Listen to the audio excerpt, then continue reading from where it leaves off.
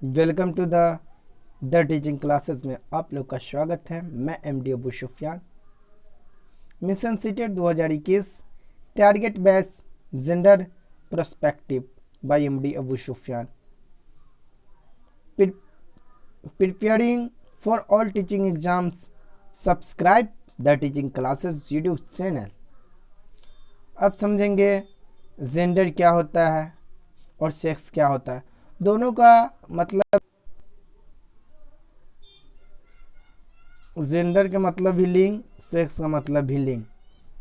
ये जेंडर होता है सोशल कॉन्ट्रैक्ट होता है जो समाज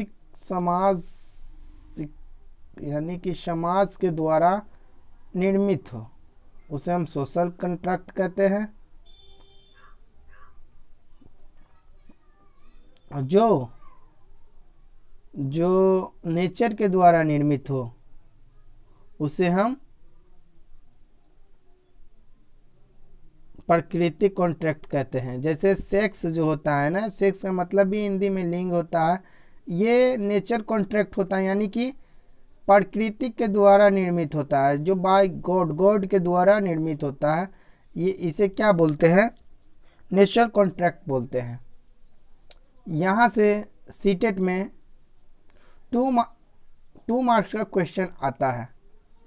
एक जेंडर से आता है और एक रूढ़िवादी धारणा से क्वेश्चन आता है। तो इसमें आप लोग इंग्लिश को ध्यान में रखकर आंसर को टिक लगाइएगा, नहीं तो आपका क्वेश्चन गलत हो जाएगा। जेंडर आप जहां देखिएगा वहां सोशल कॉन्ट्रैक्ट आंसर मारिएगा, जहां सेक्स दिखिएगा वहां नेचर को। हिंदी में तो दोनों ही लिंग ही होता है, दोनों लिंग होने के कारण आप गलत कर दीजिएगा आंसर। इसीलिए आप लोग इंग्लिश देखकर ही टिक आउट कीजिएगा। अब समझेंगे स्टीरियोटाइप थॉट, रूढ़िवादी सोच क्या होता है। रूढ़िवादी सोच, लड़की पढ़ लिख कर क्या करेगी, करना है तो चूल्हा चौकी। ऐसे लोग जो हमारे समाज में हैं वो महिलाओं को आगे बढ़ने के लिए प्रोत्साहन नहीं देते हैं। वो सोचते हैं कि महिला कितना भी पढ़ी लिखी हो, उसको घर का ही काम करना है।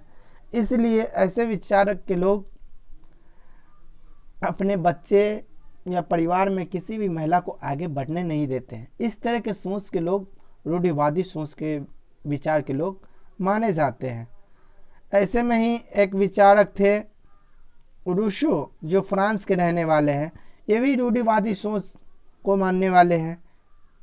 ये भी महिला की शिक्षा के लिए आगे ध्यान नहीं देना चाहते हैं। अब समझेंगे जेंडर वाइसनेस। जेंडर वाइसनेस का मतलब होता है लिंग पक्षपात। लिंग पक्षपात का मतलब होता है किसी भी दृष्टिकोण में अंतर करना, लिंग पक्षपात कहलाता है। जैसे आप अपने बच्चे को बालक को बाइक सिखाते हैं, लड़की को घर के काम करने के लिए कहते हैं। इस तरह के सोच को लिंग पक्षपात कहलाता है। जैसे अपने बच्चे को पढ़ने के लिए आप घर से बाहर कहते हैं पढ़ने जाने के लिए स्कूल में, शहर में, लेकिन घर की महिला को कहते हैं घर में ही रह के पढ़ाई कर लो। इस तरह से घर से जाने पे भी प्रतिबंध लगाते। इस तरह के सोच वाले, विचार वाले लोग लिंग पक्षपात कहलाते हैं।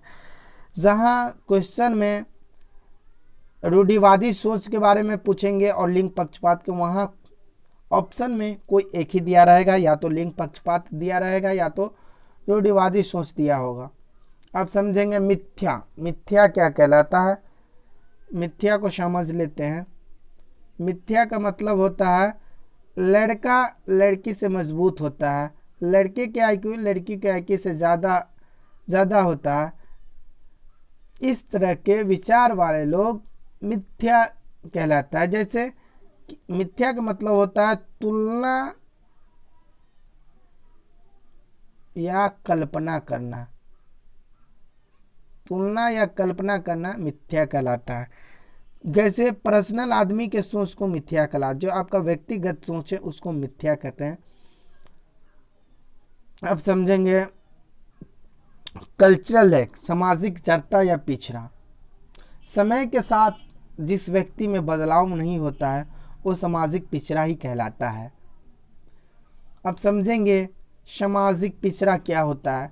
समाज में होने वाले बदलाव को अस्वीकार करना संस्कृति पिछड़ा कहलाता है।